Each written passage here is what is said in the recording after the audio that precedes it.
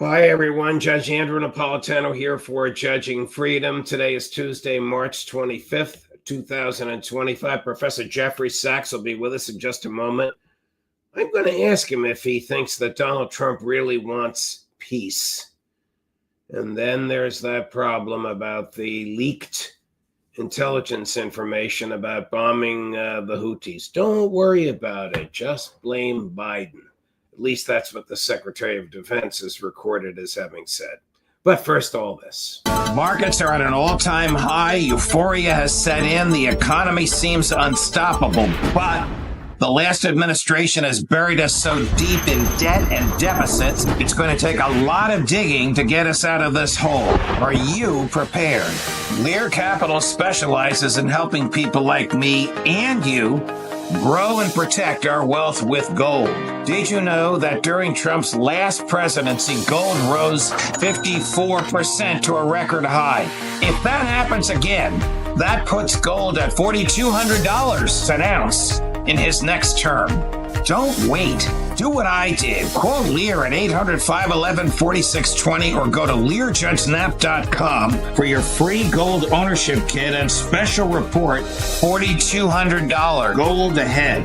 When you call, ask how you can also get up to $15,000 in bonus gold with a qualifying purchase. Call 800-511-4620, 800-511-4620, or go to LearJudgeNap.com and tell them the judge sent you.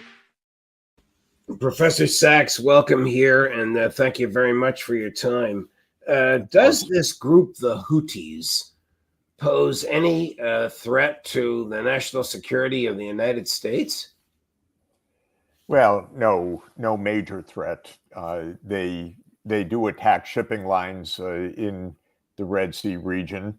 They are, by their declaration, aligned with the resistance in Palestine, and they've been attacking ships. Is this a major security threat to the United States? No, of course not. And what is accomplished militarily? The ostensible reason for the attack, I think, was said, if I heard correctly, and I am halfway around the world in China right now, but was to warn the Iranians. So this was another proxy of a proxy war. So it's a group in the White House deciding, let's bomb some people to send a message. This was not about fundamental U.S. national security. And is there any military benefit to the United States by doing this? I assume none. I think the key for me is very basic. We've discussed it repeatedly. The war in the Middle East will continue. It will spread. It's in Gaza. It's in the West Bank. It's in Lebanon. It's in Syria. It's in Yemen. It will spread as long as there is no resolution of the terrible injustice in Palestine. Right. The whole idea is that Israel illegally and unjustly and murderously occupies Palestinian land. It leads to resistance. In response to the resistance, Netanyahu declares war on basically the entire Middle East and most of the rest of the world these days, including, I should mention, American universities. So he's at war because anybody, any force, any group that opposes Israel's brutality in Palestine is then an object of the Israeli war machine. The sad part is we are the Israeli war machine.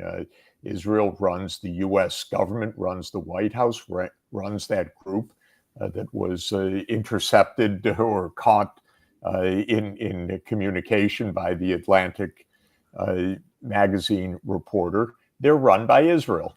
They're serving Israel. They're doing this for Israel. And that means that the United States is in war in places it shouldn't be in. No, we should not be in war in Yemen, for heaven's sake. We shouldn't be in war in Syria, in Libya, in Lebanon. We're in war in all of these places. We have a group, an amateur hour, in the White House deciding where to bomb, but they're doing it for Israel's behest, not for American interest or American security. It's absolutely amazing. They basically said so in the discussion. I think there's another thing I would say about all of this. We are, not only is it amateur hour, not only is it Israel hour nonstop, just everything for what the Israeli government wants, but it's as if we have essentially one person rule. Congress is upset about the security breach. Well, that's understandable, but they're not upset about the fact that the president declares war when that is a constitutional responsibility of Congress. They're not upset when the president sets our tax rates personally by decree, because tariffs are taxes, and the U.S. Constitution says that's the responsibility of the U.S. Congress, but Congress doesn't care. We have one person rule right now, whether it's war, whether it's the economy, and it's a bit of an amateur hour in addition to all of that. I mean, according to the transcript of this conversation, the texting conversation, a texting thread that went on for a while that was leaked to or it wasn't leaked to him. He was inadvertently or intentionally, I don't know how, included in the link. The editor of the Atlantic, the Secretary of Defense, said, "No one knows who the Houthis are. Don't worry about it. Just say Biden failed and Iran funded it." Well, this is not a strategy of the Secretary of Defense. This is a PR strategy, which is basically propaganda. Our whole government. It did sound like a high schoolish conversation at that point. It was, and they were saying, should we bomb them? No, I vote yes, I vote no. It's like a locker room talk, like a bunch of kids getting together about war. No declaration of war, no explanation to the public whatsoever, no explanation to the public about the breach of security, but no explanation to the public more fundamentally about war. And Congress, again, dead, useless. Yes. Well, not only absolutely not interested in doing anything about their actual job. You're right. But not only is Congress dead, but portions of the executive branch, the leadership of which is very close to the people who participated in this texting group, that should be investigating this probably won't. I speak of the Department of Justice and the FBI, which have no semblance of independence any longer. Remember the young man from New England, from Cape Cod? We talked about this extensively, Jack Teixeira. He's sitting in a federal prison for 20 years for having disseminated in his chat group information far less vital, far less immediate, far less lethal than what was revealed by these people to the editor of the Atlantic. And when asked to explain how this happened, here's what the Secretary of Defense said. Cut number 14. Can you share how your information about war plans against the Houthis in Yemen was shared with a journalist in the Atlantic? And were those details classified? You're talking about a deceitful and highly discredited so-called journalist who's made a profession of peddling hoaxes time and time again, to include the hoaxes of Russia, or the fine people on both sides hoax, or suckers and losers hoax. So this is the guy that peddles in garbage. This is what he does.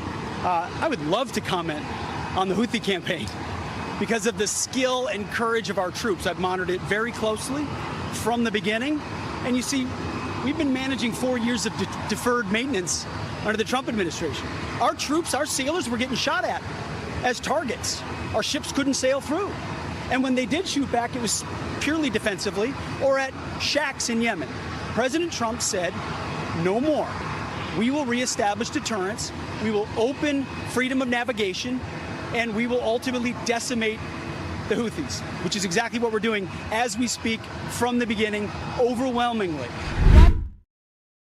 According to Pepe Escobar, who came to us yesterday live from Sana, was destroy residential neighborhoods and kill civilians in Yemen, probably as a favor to Prime Minister Netanyahu. You know, I'm in Asia, meeting a lot of leaders. Basically, nobody can believe what's happening in the United States right now. Nobody can believe what passes for government, for process, for analysis, for description, for systemization. We're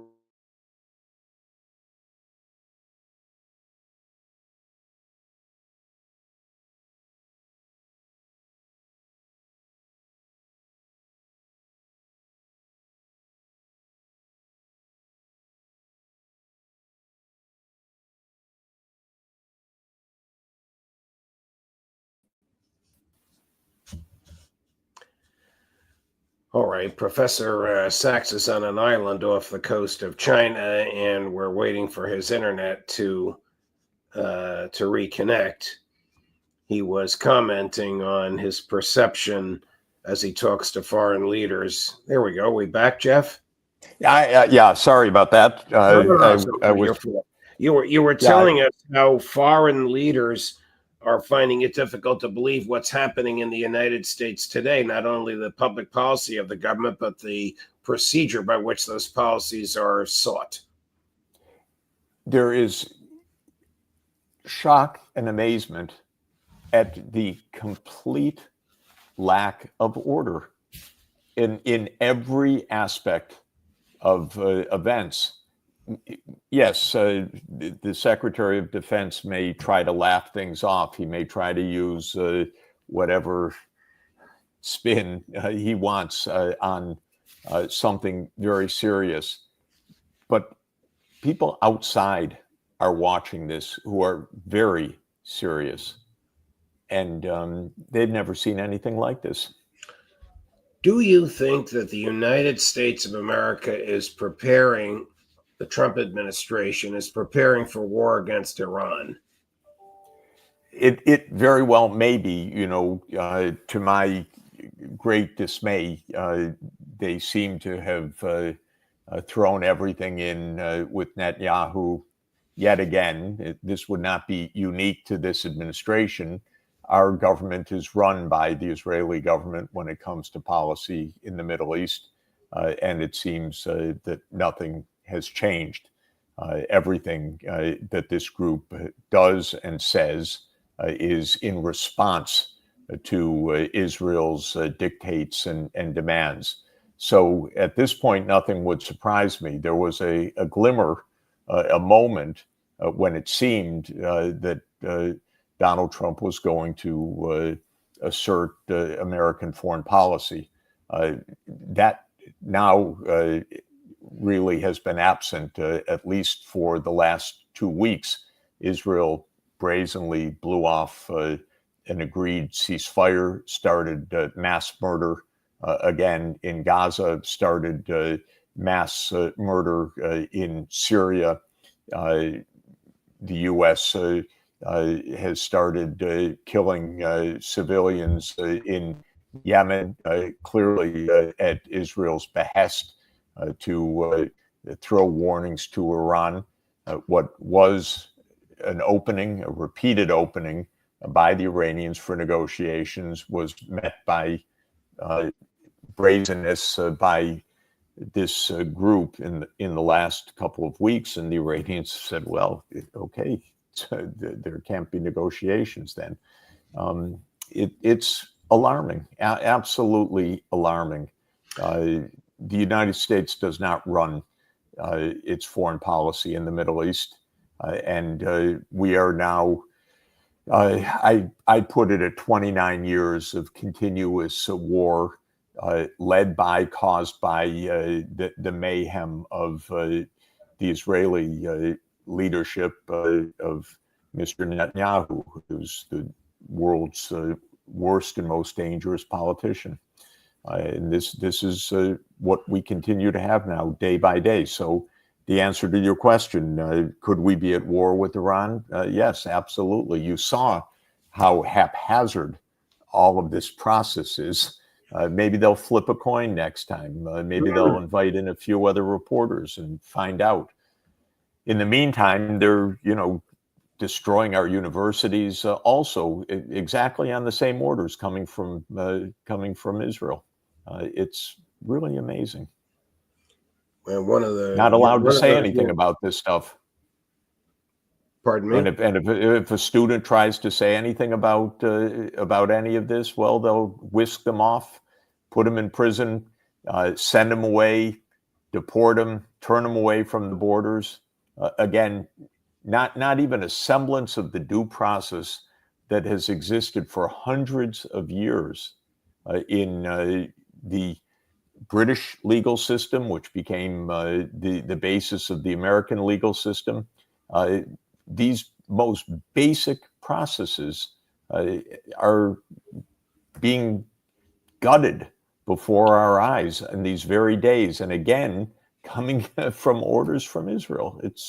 It's unbelievable. When you were an undergraduate at Harvard and I was an undergraduate at Princeton, we didn't fear for an instant that the government would come after us because of our free speech, no matter how critical we were of the government or critical we were of other students. Now, and ground zero is where you work, Columbia University. Now, college administrations are afraid to allow the free exchange of ideas for fear that they will lose federal funding. And instead of challenging our students are in hiding right now. Students are being dragged off the campuses. Students can't go visit their families because they'll be ejected if they come home, no matter what their status is. There's no legal process involved in any of this. All we have is a government that says it's in the foreign policy interest, and that is supposed to be dispositive in the United States of America, which once upon a time viewed itself as not having a king and having a rule of law.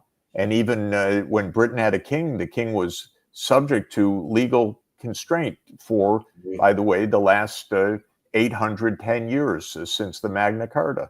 Right. We're in much less shape than that right now.